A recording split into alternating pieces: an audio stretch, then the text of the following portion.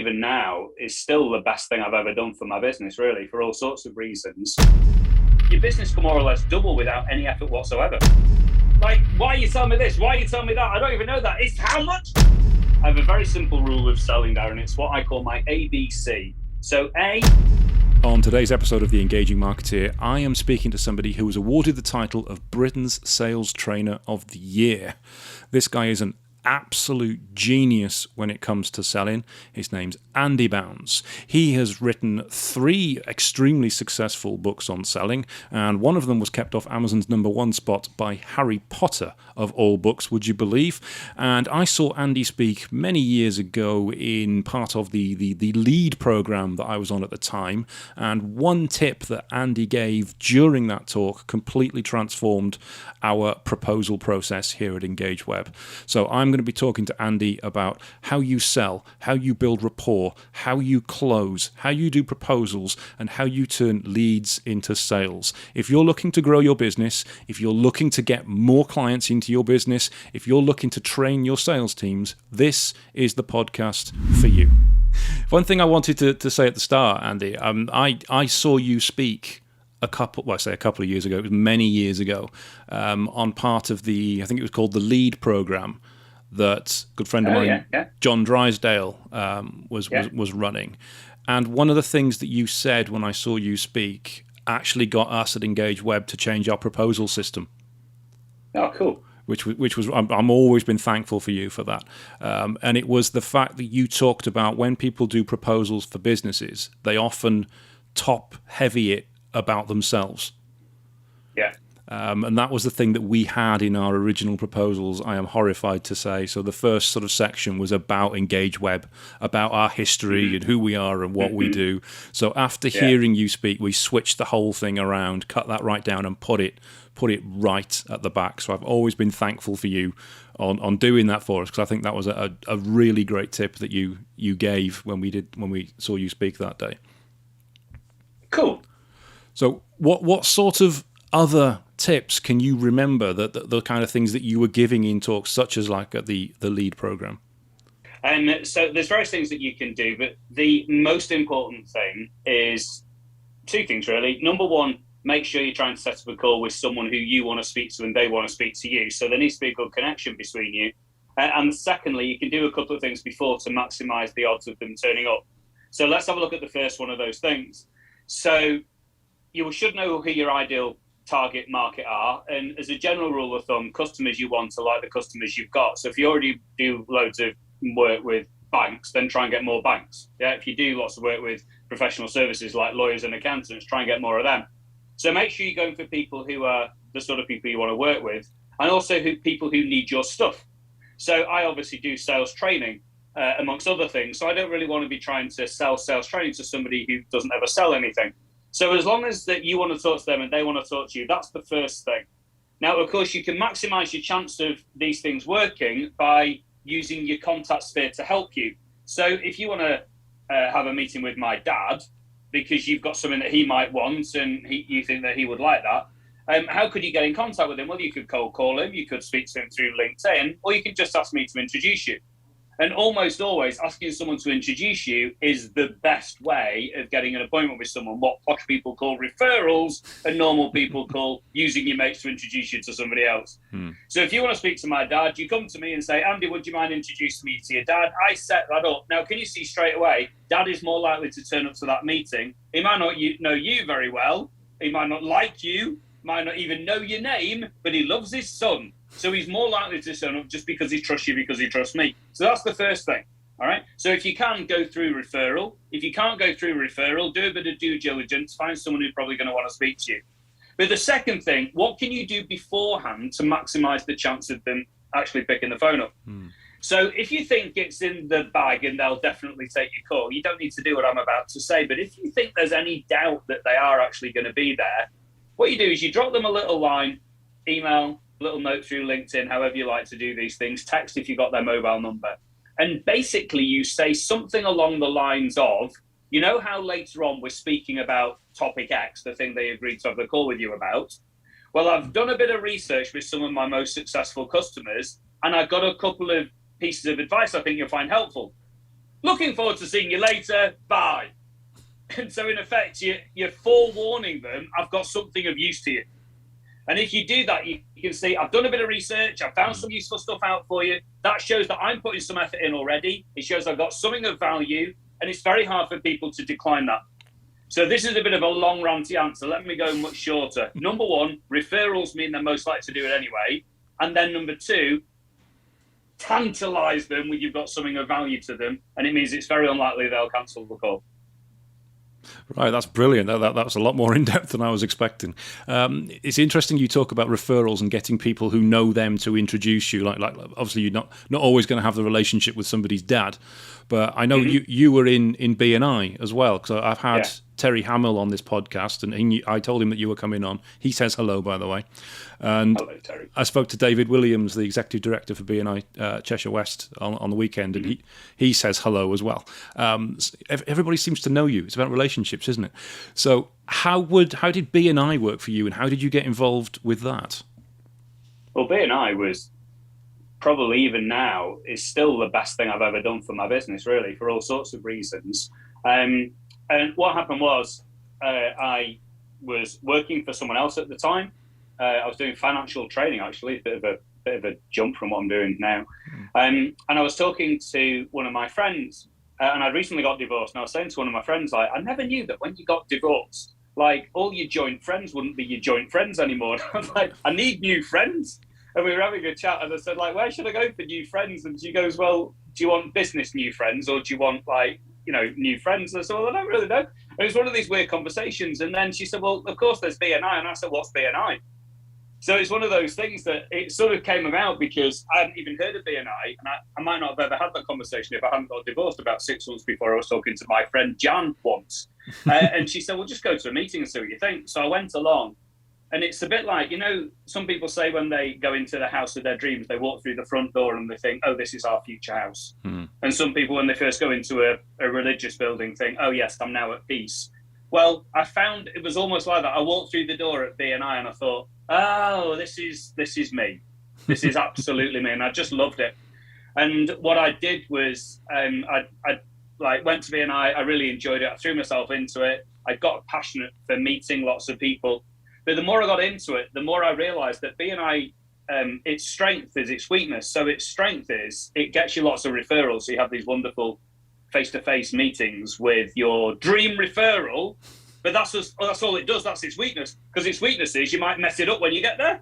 So you might think, hooray, I'm now in front of the CEO of Microsoft, and you open your mouth and say, we were founded in 1922, and here's a map of our offices that you don't care about Microsoft. And so what I realized with BNI is it's absolutely brilliant up to a point, but what it doesn't do is it doesn't show you how to turn referrals into sales. And so that was like my moment where I suddenly thought, oh yeah, I can help people here. And so BNI was brilliant for me because it gave me lots of referrals, but also it opened my eyes to a thing that a lot of business people were missing. And when you joined for the first time, nobody knew who you were, which is the case for everybody who joins a BNI group for the first time. Maybe the person who introduced them knows them, but mostly they don't. So what advice can you give on building credibility within a networking referral meeting like that? Two things. Number one, don't do anything stupid, which I know sounds really daft, but a lot of people do stupid things in all walks of life. I mean, not just BNI, in all walks of life. So, for example, they'll organise a one-to-one with you. Do you still call it a one-to-one? Like outside the meeting? Yes, we do, yeah. And then what they'll do is in the morning, they'll say, oh, something's come up, so I need to postpone. And the other person will go, oh, never mind, these things happen.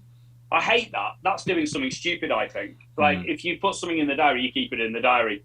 I remember my parents telling me off as a teenager, they say, like, because I'd let down one of my mates who I was supposed to meet. And they say, what's happened is you said, I'm sorry I can't come because of a subsequent engagement. Like, not a prior engagement, a subsequent one came up that was better than you. So first thing with BNI, just don't do anything stupid, which a lot of people do things stupid. So that helps you, like, stand out from that.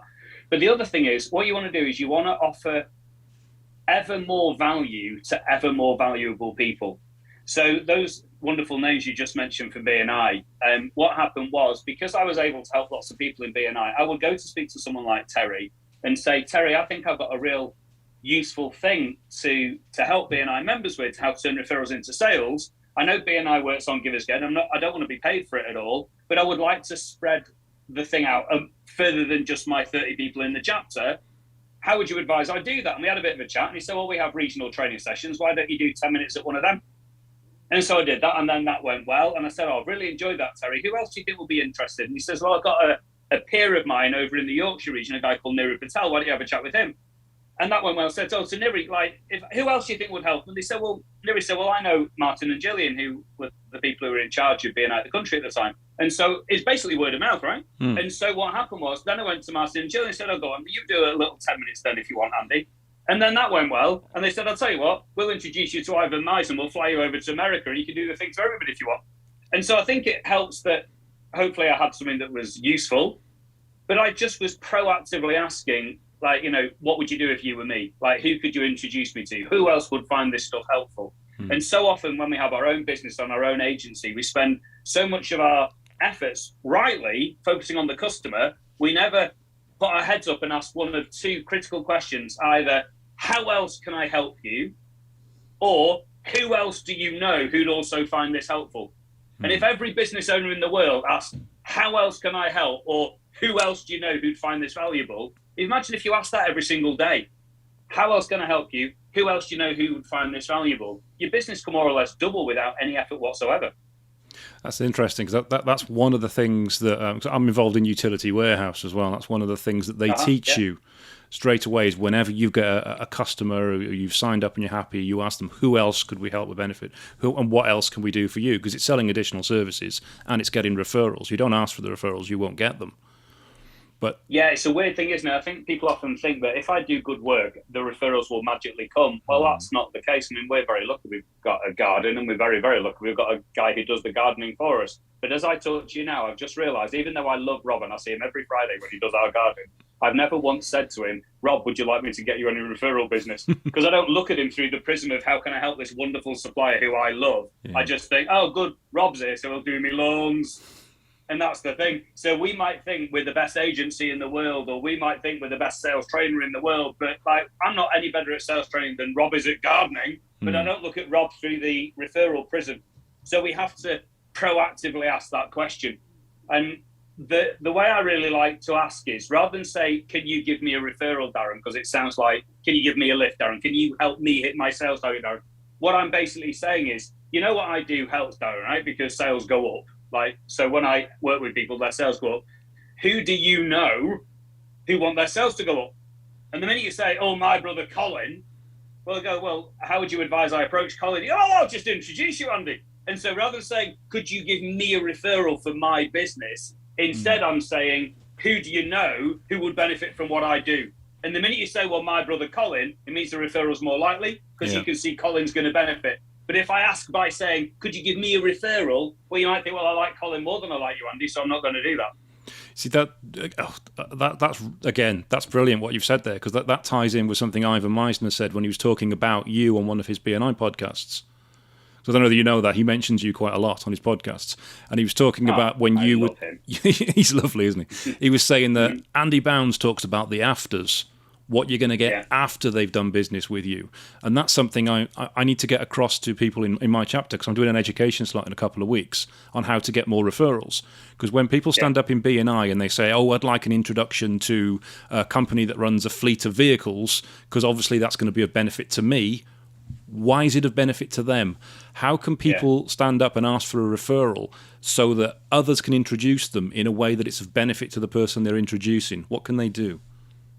Yeah, it's such a good point. That I mean, 2 points there. One of them is about afters, just to make sure we're really clear with everyone what afters mean. So afters is something, I like the way that Ivan has charmingly said, I mention it a bit.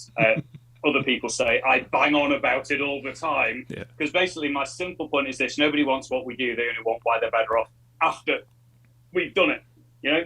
So nobody wants my sales training, nobody wants to talk to me at all. It's quite devastating, really. But what they want is, after I've done it, they want the sales to go up, or they want to get more referrals, or they want the proposal success rate to go up, or they want the sales team to hit the target, or they want to be able to not have to work weekends because everything's easier for them now. So nobody wants me, they want what happens after me.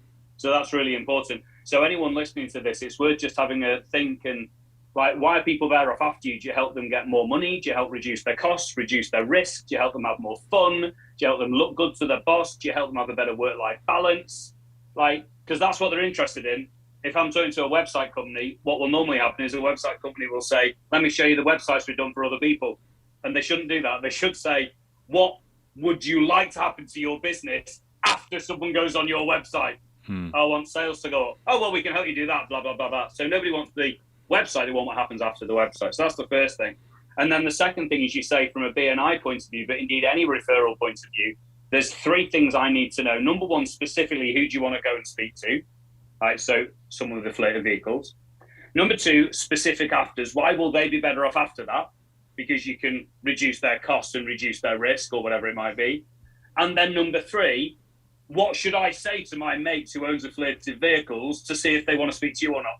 So they're the three things I want to know. Who do you want? Fleet of vehicle owner.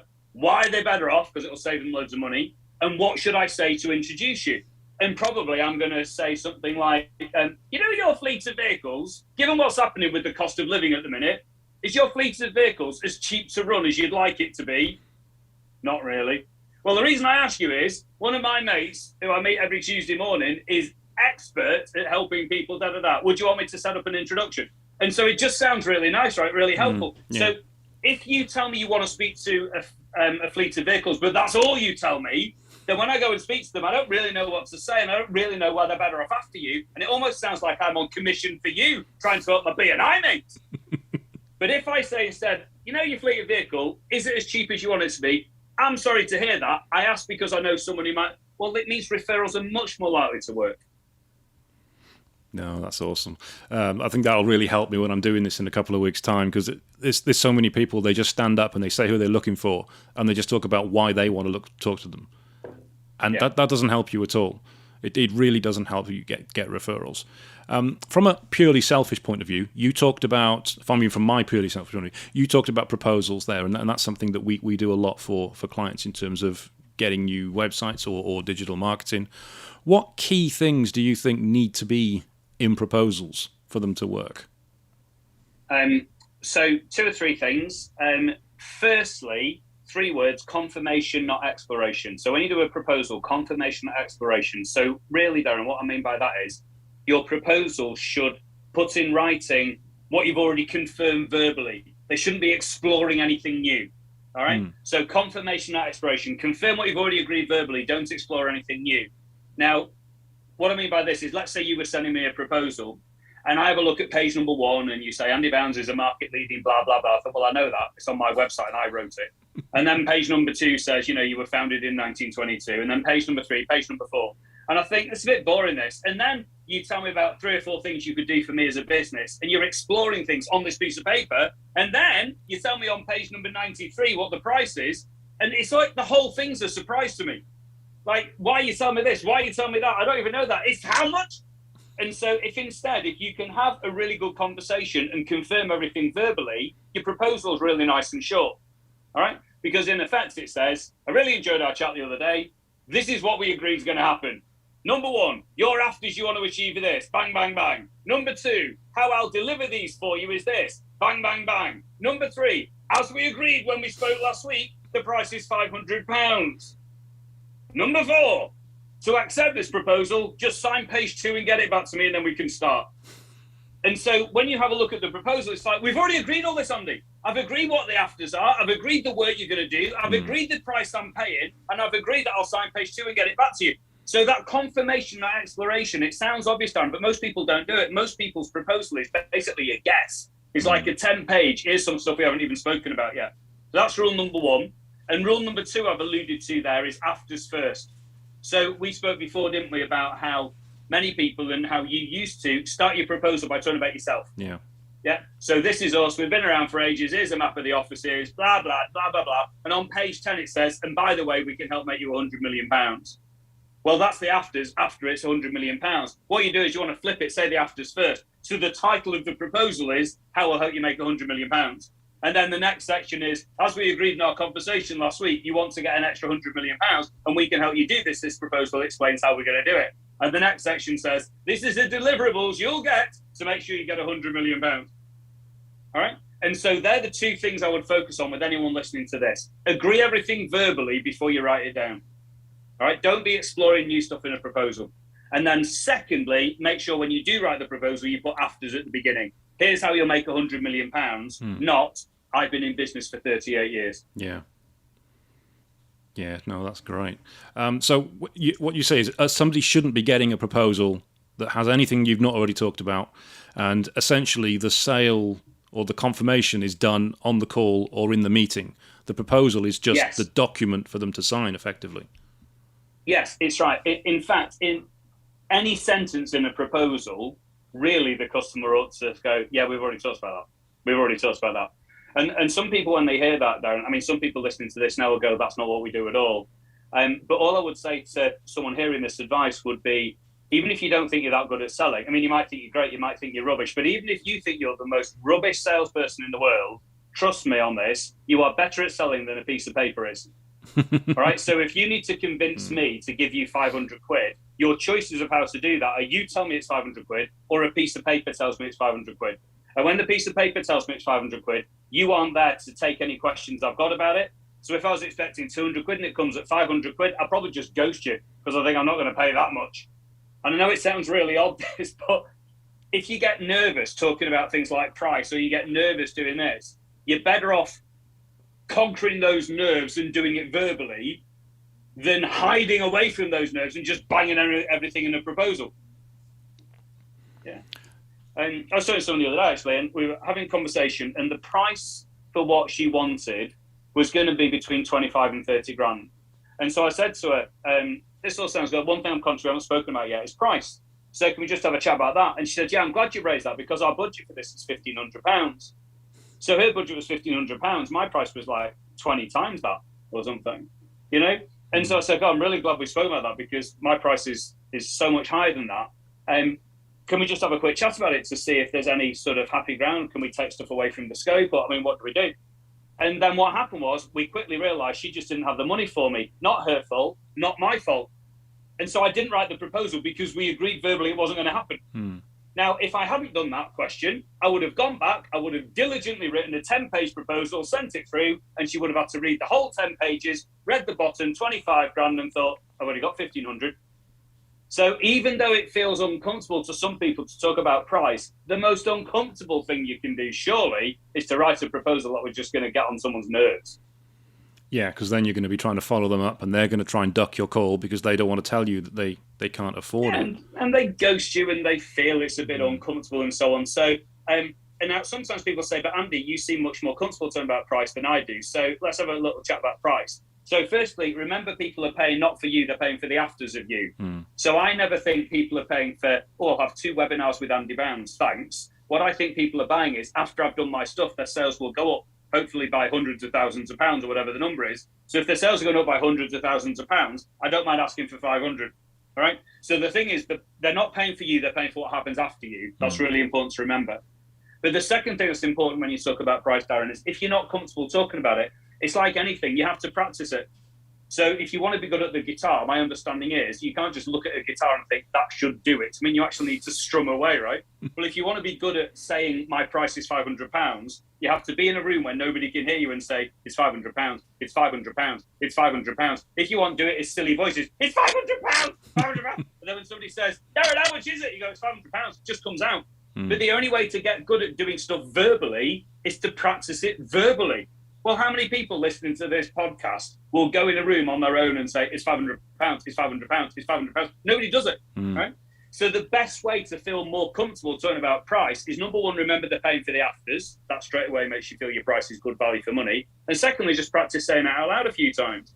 Now, imagine if you did that and you said the price was 500 quid, then when I get your proposal, in the price section, it goes, and as we agreed, the price is £500. And I go, yeah, I know that, you've already told me.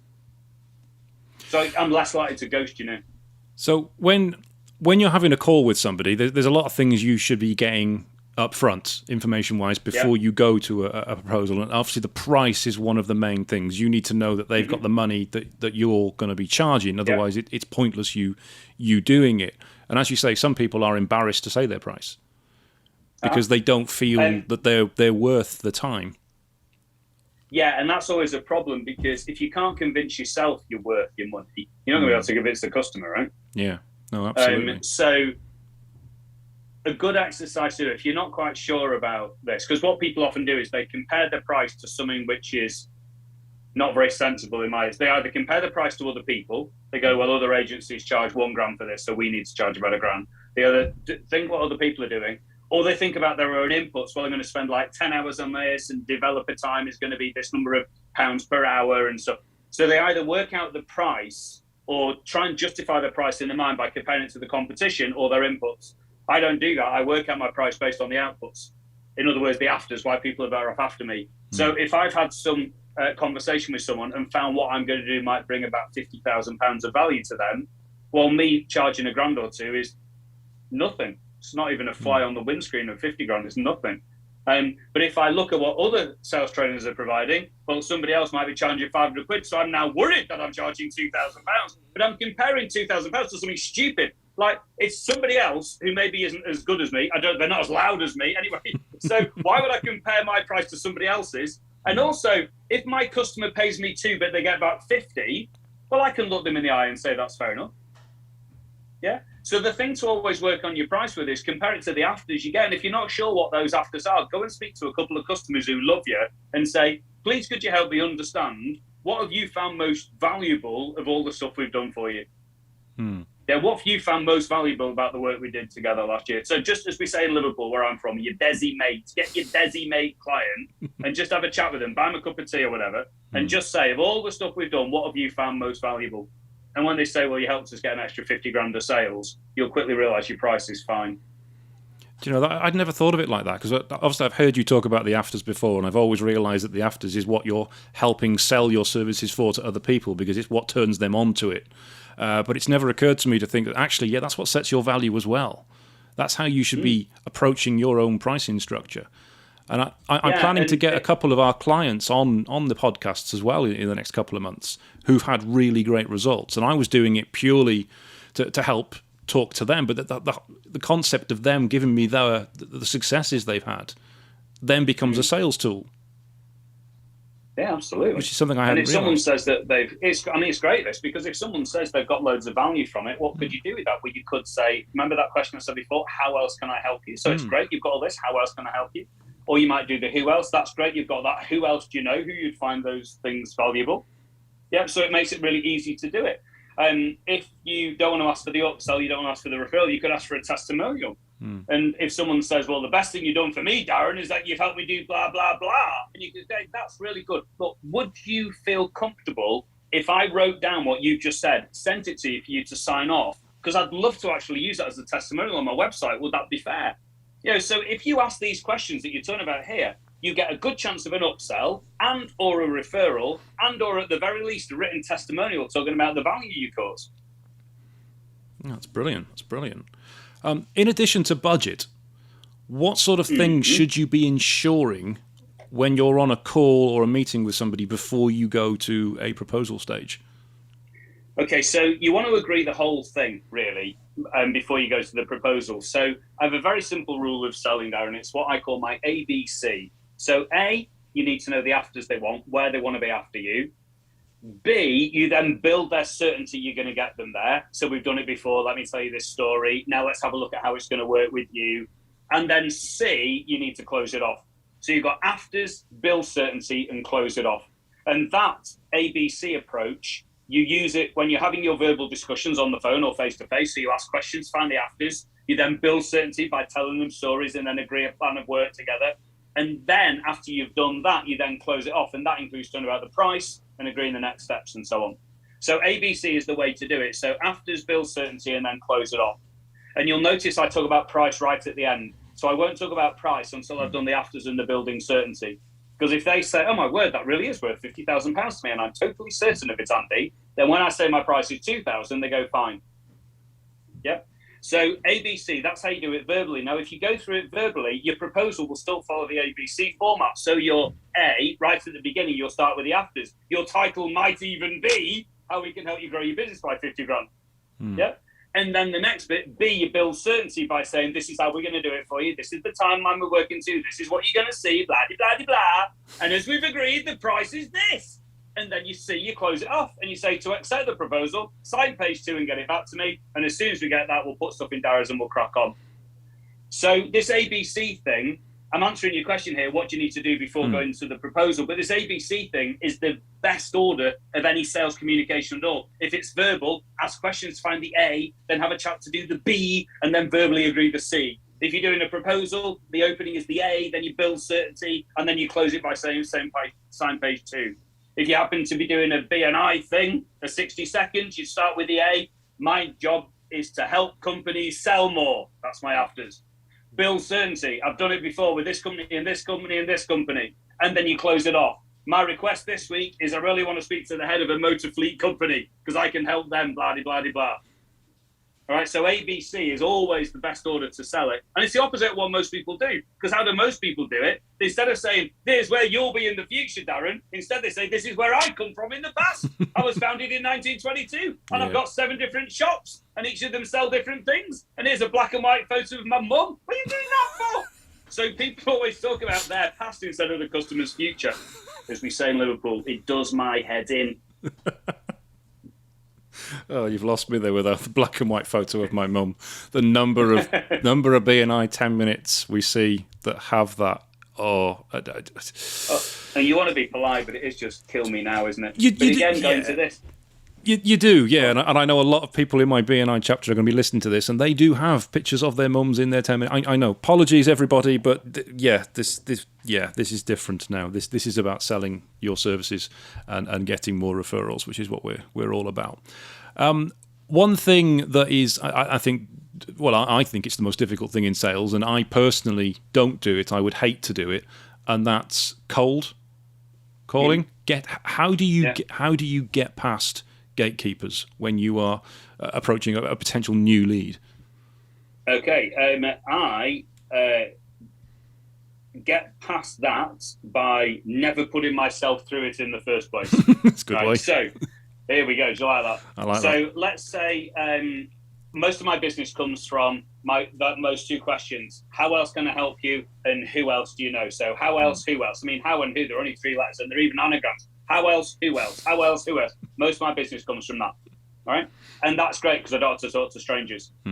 If I wanted to talk to a stranger, I could either go through the gatekeeper of death, or I could just go through referrals. So this is how I would do it. So let's say, let's think of someone who you and I want to talk to. Let's say you and I want to speak to somebody called Jemima. So what, I'm not saying you would do this, but let's say you will think, right, I'm going to call Jemima then. So you spend ages finding Jemima's number, you cold call Jemima, and you have a little conversation with Jemima, but it doesn't work very well, and then Jemima's gatekeeper gets in the way, blah, blah, blah. What I do is I go onto LinkedIn, and I look at Jemima's profile.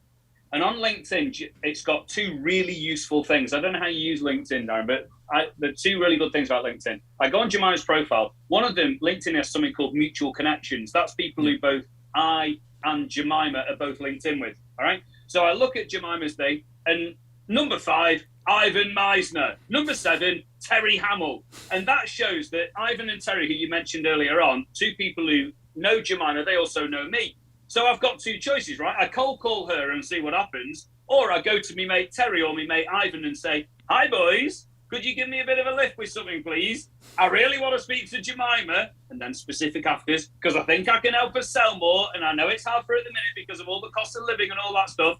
I hate cold calling, and I hate gatekeepers. I don't suppose you could help me, do you? Please, could you? And so it's great. So if you use mutual connections, it means you avoid ever having to do what you've just asked me. All right? So that's the first thing I use LinkedIn for. If I can't use LinkedIn for that, let's say I look at Jemima, there's no mutual connections or everyone on there hates me. What I then do is I then have a look to see if Jemima happens to have posted anything. So let's say Jemima posted something a week ago. She was obviously in a bad mood, and it was called Lockdown Was Better. So clearly she's fed up with seeing people face to face. She preferred working in her pajamas in a bedroom. And so she's written this thing, Lockdown Was Better. Yeah. So what I'll then do is I'll send her a little note based on her post. Because why does anybody post anything on LinkedIn? They post it because they want somebody to give a toss, right? So she's posted something on LinkedIn. So I just contact her and I say, I loved your post called Lockdown Was Better. It resonated with me because I've got a few views on this myself, blah, blah, blah. Do you know what, Jemima? I'd love to have a quick 5-minute chat with you just to share experiences with you. And also I've got a couple of extra things I might help you. I'll call you tomorrow.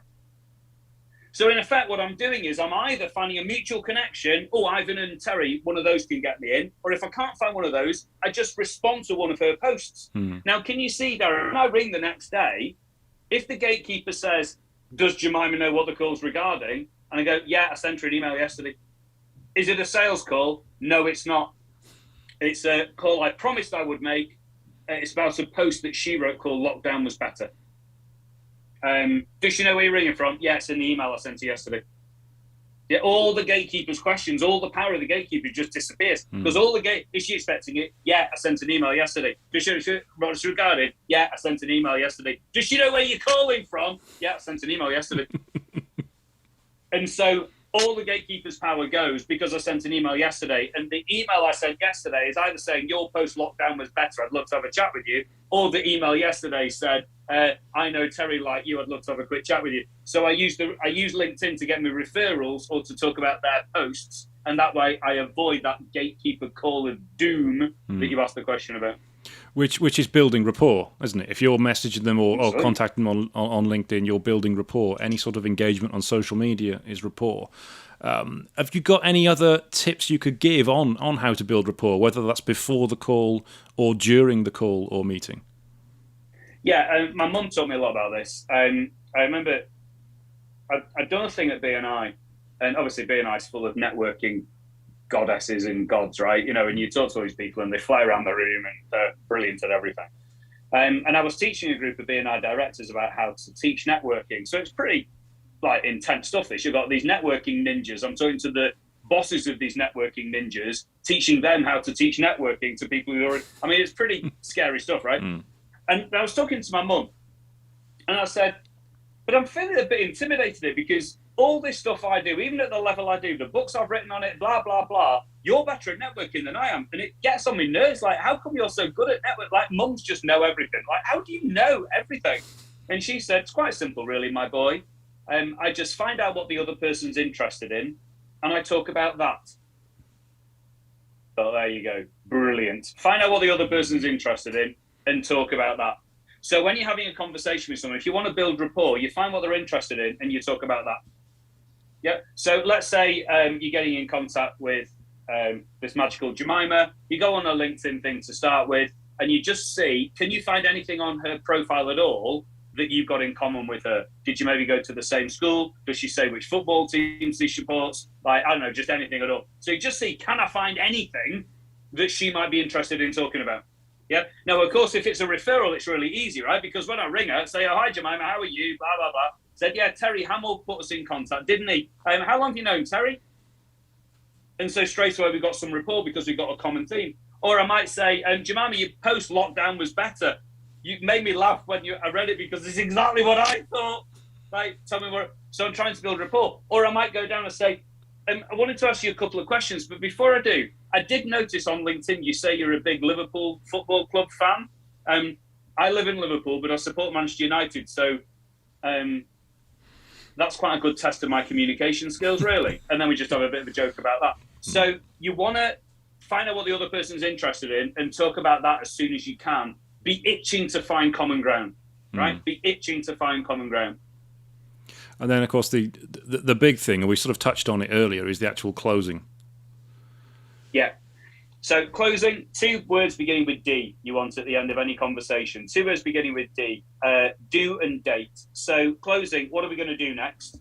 And date is when are we next speaking again. So what are we going to do and when are we next speaking?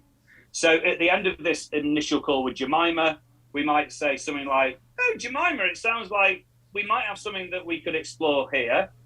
I'll tell you what, that's my first D, I'll do this. Let me take the action. I'll go and have a look at other people who said similar things to what you said and some of the work I've done with them to find some things they found helpful. So I'll take that action, right? While I'm doing that, maybe could you consider this, Brilliant. Date.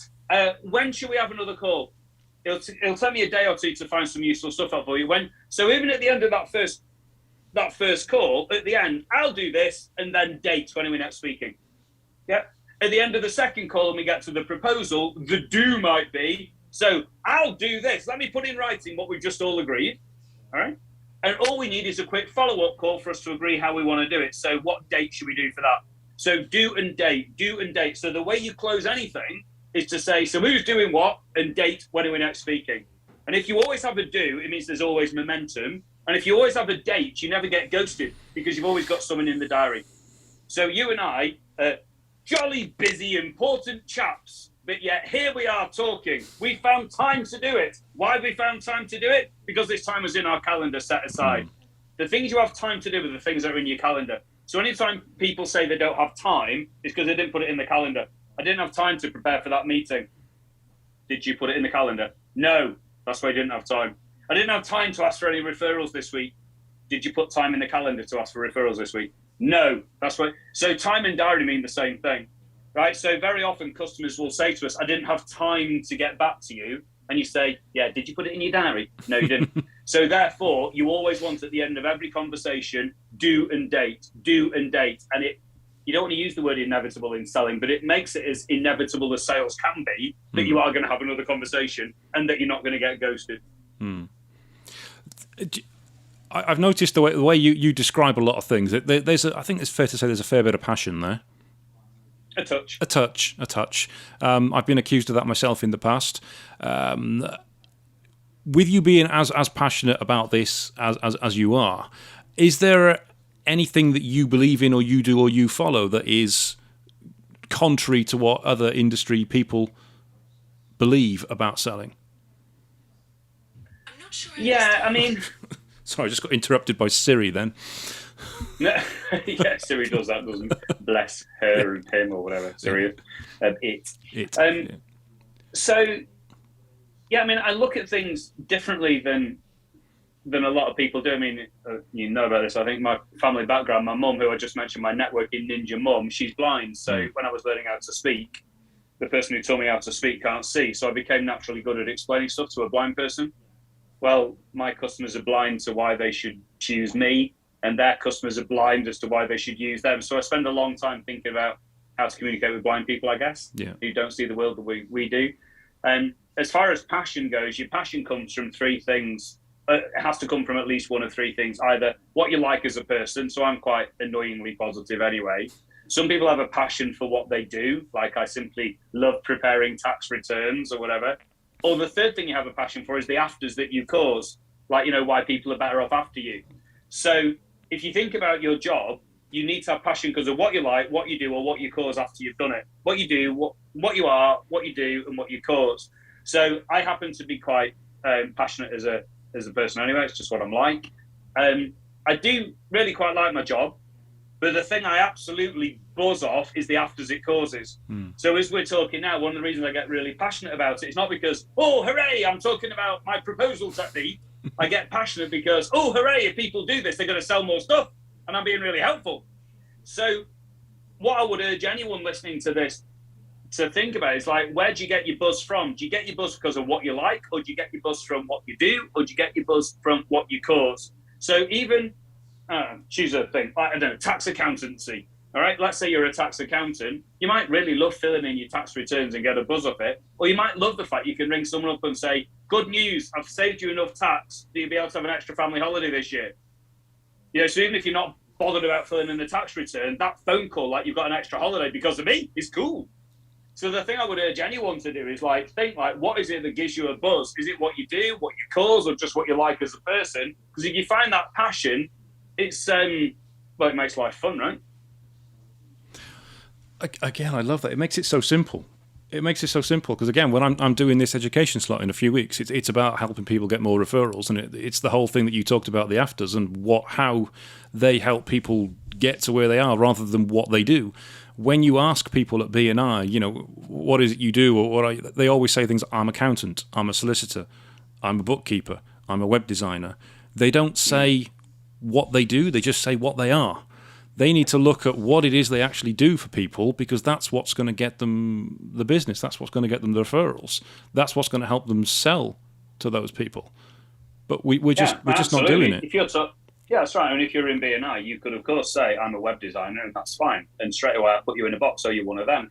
But if you say something like, I help companies make sales to people they've never met, You go, what do you mean by that? And say, well, we got this really good website company, and what it does is it helps people make sales to people they've never met. For example, one of our clients is one of the major banks, and we did some things with their website, and their sales went up by £150 million. That's the sort of stuff we do.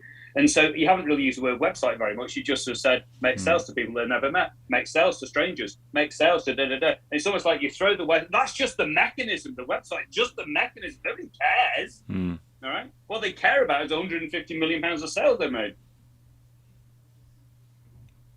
Wow. It's probably why people keep coming up to me and asking me IT questions. Because they think, well, you're a web designer, you use computers. Yes, so does the accountant. So does the solicitor. We use them just as much as they do. Why are you asking me about IT? One of the things you talked about, and I'm very interested in, is the speaking. You do a lot of keynote speaking. You've been to countries all over the world speaking. And you mentioned earlier on one of the ways you got some of that work was simply by asking others who else would be interested in me presenting this. What tips could you have for somebody like myself who's done some keynotes, who's done some presenting, but wants to do more? Okay, so the easiest thing to do is, as we said before, referrals. So go to everyone who's hired you in the past. Yeah, and you can start off as a customer care thing, like just checking up, how are things? Did my speech last month go okay? Blah blah blah blah.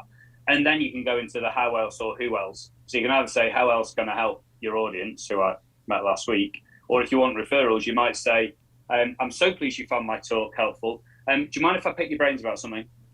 Of all your other contacts, who else do you know who organises events like this, who might find my stuff useful?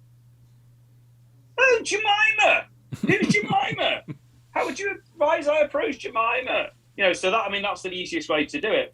And that's one thing that worked for me with BNI, right? So I was doing okay in my chapter, and I asked Terry who should I speak to, Terry to Neri to Martin and Jillian to Ivan Meissner, and it was that way. Now, clearly, you've got to be valuable to your audience when you do it. You're not just going to get up on referrals alone. But I love that way of thinking of the who else can I help.